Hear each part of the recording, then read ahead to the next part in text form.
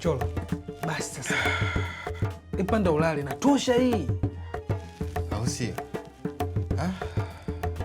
Kwa hiyo kuvuta niache. Na kunywa pia nisinywe.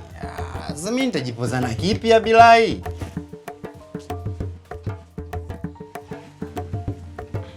Babu.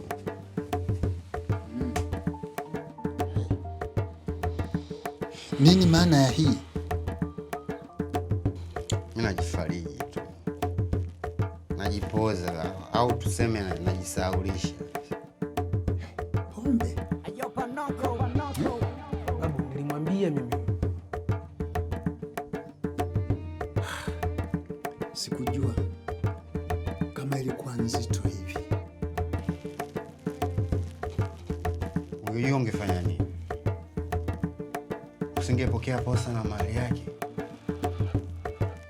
Au ungezuia wasifunge hapa? Naweza kujibu nini katika maswali haya? Ni kweli huna. Hebu acha kupingana na jaala ya Muumba. Huko ni kujisulubu. Acha tu nijisulubu. Kwa sababu ratili ya penzi langu haikuonekana.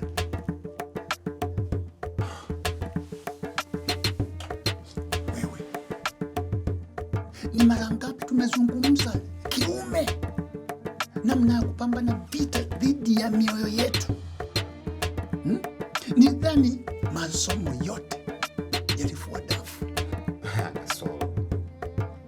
Wewe mwenyewe bado haujafuzu masomo haya. Bado uko darasani na kina Biti Msugu. Hebu acha.